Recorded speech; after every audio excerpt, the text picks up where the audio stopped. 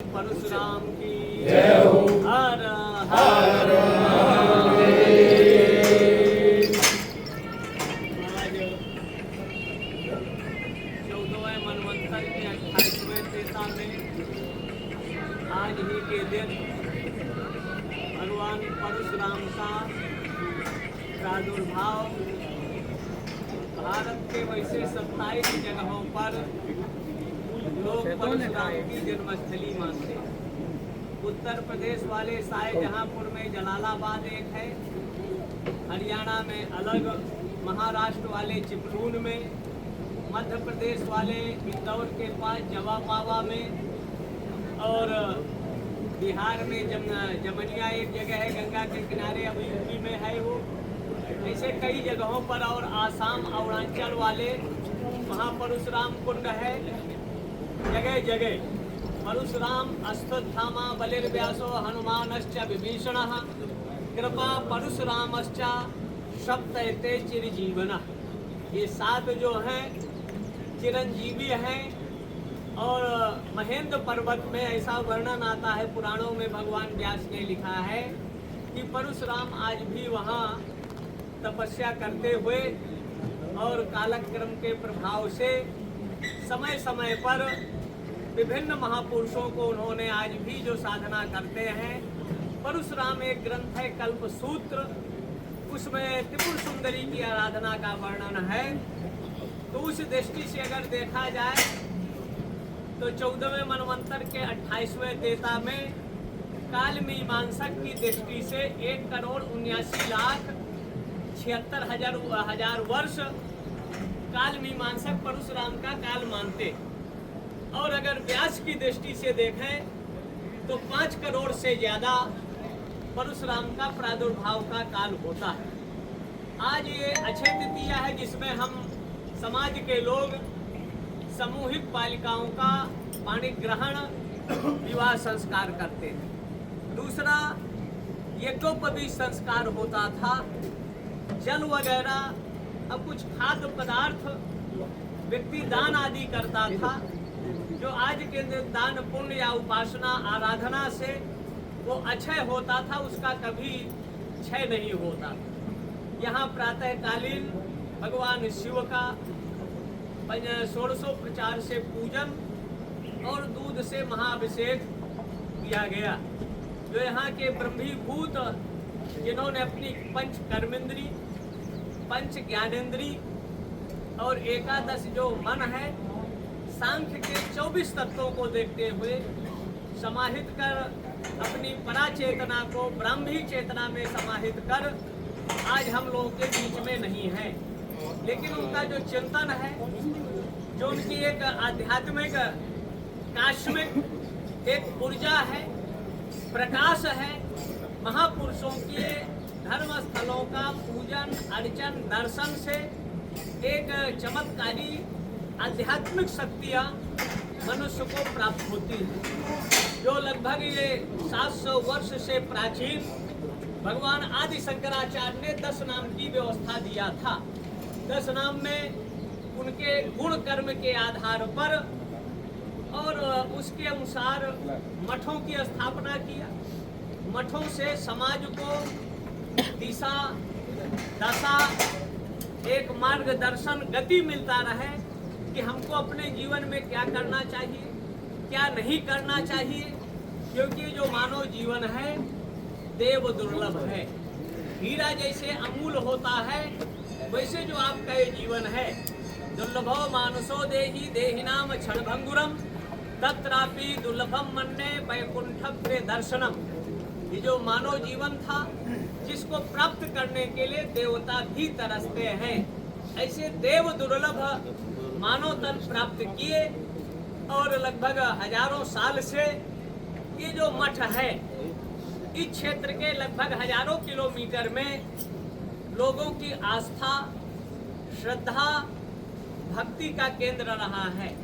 जो लोगों ने यहाँ अपनी मान्यता माना, तिभिर मासय तिभिर पक्षय तिभिर वर्षय तिभिर दिनय, किन्हीं लोगों की 3 दिन में भी पूरी हो गई मान्यता, किसी का 3 पक्ष 45 दिन में, किसी का 3 महीना, और किसी के 3 साल होते होते उनकी इच्छा मनोकामना यहाँ के भगवान शिव और जगत जननी पराम्बा यहाँ विश्व का राशिकृत सौंदर्य उपासना के रूप में उपास्य होता है अन्नपूर्णेश्वरी, वो हम लोगों की मनोकामना पूर्ति करती रही।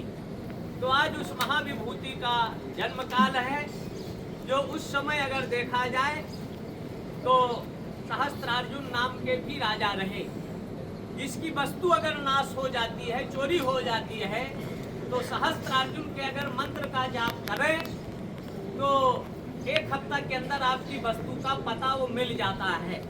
वो भी अपने आप में 1000 भुजाएं उनकी थी। उन्होंने भगवान दत्तात्रेय की उपासना किया, आराधना किया, साधना किया और 1000 भुजाएं हो गई उनके पास।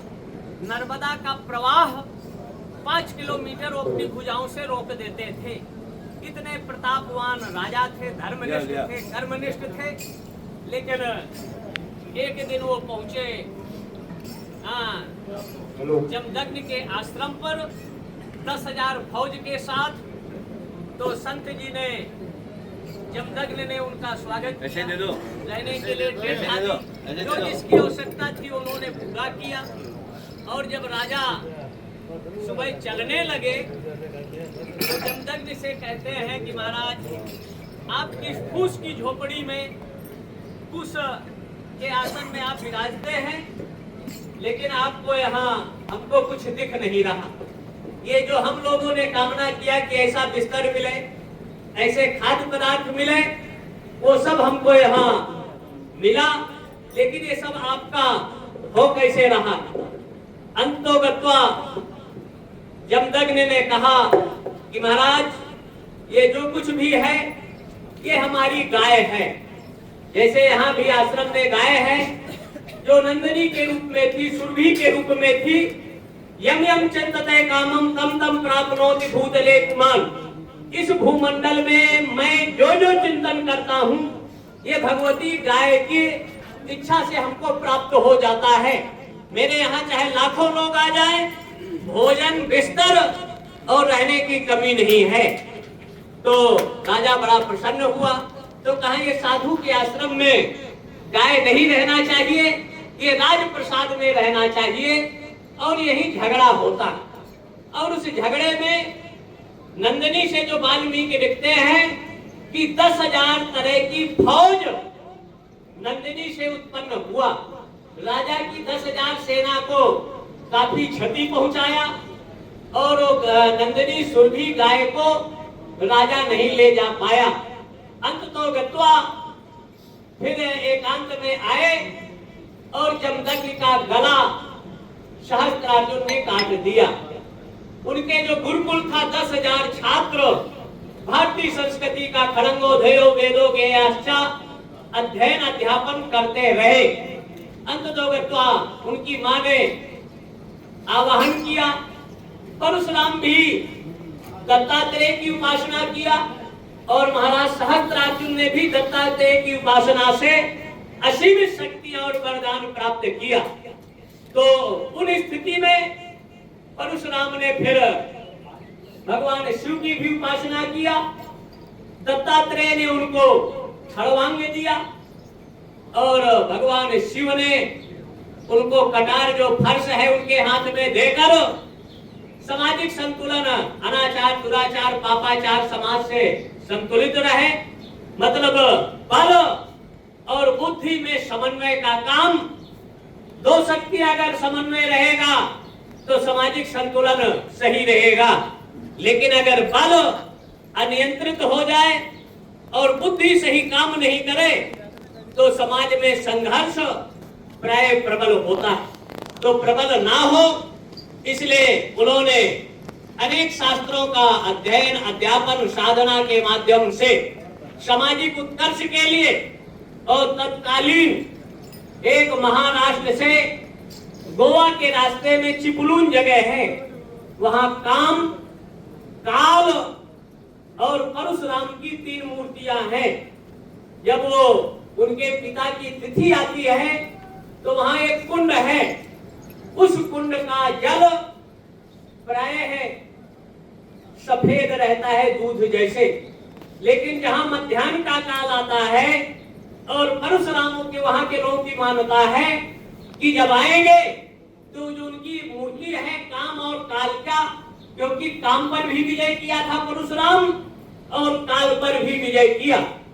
जब वो अपने पिता का उस कुंड से तर्पण करते हैं तो सफेद जल रक्त के रूप में लाल दिखने लगता है। 2 बजे तक वो 2 घंटा वर्ष में एक दिन ये होता है पहाड़ के मध्य में। तो परशुराम चिरंजीवी है, हनुमान जी भी चिरंजीवी है और उनकी इस तिथि पर किया गया कार्य उसका कभी क्षय नाश नहीं होता है। धर्म की ही रक्षा के लिए हमारी विभूतियों ने इस धरा पर अवतार धारण किया और अवतार धारण कर असामाजिक अभी कल महाराणा की हम जन्म जयंती मनाए हैं। उनका भाला भी 500 केजी का था। एक कुंडल के उनके एक कुंडल के कवच और कुंडल थे। एक लिंगनाथ की उपासना आराधना करते हुए विधर्मियों से हमेशा लड़ते रहे। धर्म की रक्षा सुरक्षा के लिए उन्होंने घास की रोटियां बनाया और खाने के लिए बैठने वाले थे तो एक हाथी खा गया, आधी रोटी उनको दे दिया। तब तक एक भूखा कुत्ता आया, उससे 1/3 रोटी उनको दे दिया। बेटी ने कहा भूख से जान जा रही, हमको दे दो। बेटी को खाने के लिए देने के लिए तब तक यमराज एक संत के भेष में उनके दरवाजे पर आते हैं और वो चौथा टुकड़ा भी उनको दे दिया। बेटी ने कहा पिताश्री हम जल पीकर ही अब जीवन का अंत करेंगे क्या? मतलब धर्म के लिए उन्होंने अपने सिद्धांत आदर्शों का परित्याग नहीं किया। महाराज इस राजस्थान की भूमि में दधीच का भी कुंड है, दधीच का आश्रम है। समाज रक्षा के लिए धर्म रक्षा के लिए उन्होंने अपनी अस्थियां तक दिया। अस्थियों से 3 उसमें धनुष बनाए गए थे। एक महाराज जनक के यहाँ था, एक कंस के यहाँ था और एक आपके यहाँ जो ये ब्रह्मा धाम है पुष्कर, यहाँ एक धनुष का वर्णन मिलता है। तो दधीच ने सर्वस्व त्याग अपने शरीर का किया था धर्म की रक्षा के लिए। आप हम सब लोगों के पूर्वजों ने इस मठ के लिए या राजा रजवाड़ों ने जमीन दान दिया कि धर्म का काम यहाँ से होता रहे, लोगों को छाया मिलती रहे और सामाजिक चेतना का प्रवाह होता रहे। किसी के पूर्वज महाभारत में भागवत में कथा आती है कि एक राजा ने, बहुत बड़ा राजा था, हजारों रोज गांव को दान देते थे, जिनका नाम नेग था। उन्होंने गाय को दान दिया, तब तक वो जिसको दिया उसके यहाँ से आकर पुनः उनके झुंड में मिल गई बिना अनजान में। उस गाय को उन्होंने दूसरे को दे दिया। अब जिसको पहले दिया था वो तब तक गाय का पीछा करते हुए आ गए। कहे महाराज किसी को अगर एक चीज आपने दान दे दिया, क्या उसको दोबारा देने का आपका अधिकार है? और राजा उस स्थिति में, अकर्मण्य की स्थिति में जवाब नहीं दे पा रहे थे। अंततोगत्वा उन्होंने श्राप दिया कि आपने एक बार दिया हुआ दान को दोबारा अगर दूसरे को दिया तो जाओ नग, मतलब गिरगिट की योनि में जाना पड़ा। तो अगर आपके पिता प्रपिता परपितामह कोई संपत्ति अगर मठ को दान कर दिया या बेटी को ही दान कर दिया या किसी को भी दान दे दिया तो दोबारा जो लेता है उसको रौरो नरक की प्राप्ति होती है, उसको नरकगामी होता है और उसके परिवार में अशांति का वातावरण निर्मित होता है। इसलिए अपना जो वचन दे या कोई हमारे पिता प्रपिता परपितामह कर गए तो उनकी कीर्ति को कलंक ना लगे। तो पुण्नाम नरको त्रायते यश्चासो पुत्र, पिता की कीर्ति को जो ना मिटावे उसका नाम पुत्र होता है। ऐसे गुरु का जो कार्य है उनके अधूरे कार्यों को संपादित करना, ये हम शिष्यों का गुरु शिष्य परंपरा में होता है। जो धर्म की व्यवस्थाएं थी, धर्म के लिए ही इस धरा पर 3 सजावत देश को सती संत और सूर, 3 बिगाड़त देश को कायर कपटी कूड़। तो तीन इस देश के मान सम्मान स्वाभिमान और हमारी आस्था के केंद्र थे, जिसमें संत विगत धारिणा सरिता गिर धरणी परहित हेतु इन्हन की करनी। संत एक लंगोटी दो अचला में अपना जीवन काट देता है। इन खेजड़ी बट पीपल वृक्षों के नीचे बैठकर कर्मेंद्री ज्ञानेंद्रियों को और अपनी चेतना को ब्रह्मी चेतना में लगाकर लोक कल्याण के लिए वो साधना करता है और उससे उपार्जित सिद्धियों को समाज राष्ट्र और देश के लिए समर्पित करता है। इसलिए समाज के सदैव श्रद्धा के पात्र ये संत लोग रहे। संत और सती, जो सती मतलब हमारी माताएं होती थी, तपा प्रधान नारीचा कन्या दाने दक्षता, तप के प्रधान से अपने चरित्र के प्रधान से रानी पद्मिनी का इतिहास है। जलती हुई चिताओं में जल गई, दहकती हुई अग्नि की चिताओं में, लेकिन अपने धर्म से डिगी नहीं। जौहर व्रत राजस्थान का विश्व के इतिहास में भारतीय संस्कृति में स्वर्ण अक्षर में अंकित है। और यहाँ भी वही औरंगजेबी शासन काल में इस मठ में भी आक्रमण होता है। जो इतिहास यहाँ का है, यहाँ के संतों ने, जिसको बिहार की में उसको बाटी कहते हैं आटा का, एमपी में बाफले कहते हैं, और यहाँ गोला बोलते हैं आप लोग आटे का।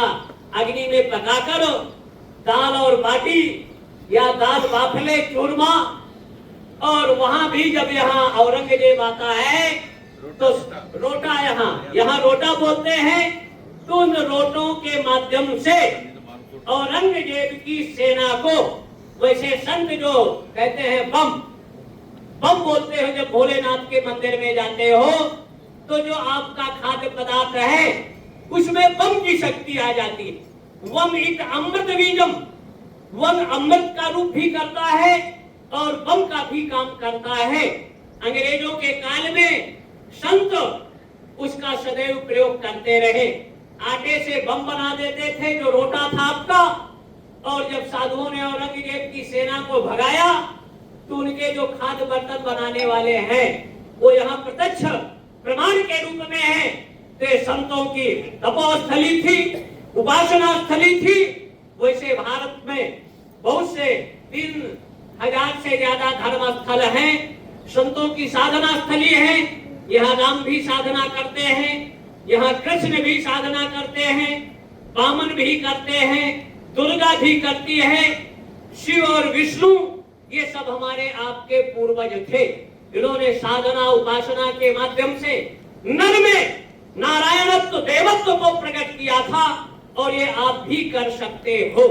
तो ऐसा देव दुर्लभ मानवतन प्राप्त करने के बाद और साधना के द्वारा उस परम सत्ता से यदि पिंडे तद ब्रह्मांडे, इस पिंड रूपी शरीर से विश्व ब्रह्मांड में कहा क्या है ये देखने की समर्थ भारत का 100 करोड़ सनातनी हिंदू के पास ये शक्ति थी, पहले भी आज भी है, बशर्ते आप गुरुओं के माध्यम से पंच देवताओं का आदित्यम गणनाथम रुद्रम च केशवम पंचदेव भुक्तम, पंच देवताओं में से किसी का किताबों या टीवी से नहीं, अगर गुरु शिष्य परंपरा से मंत्र लेकर आप साधना कर लेते हैं तो आपके शरीर में विशेष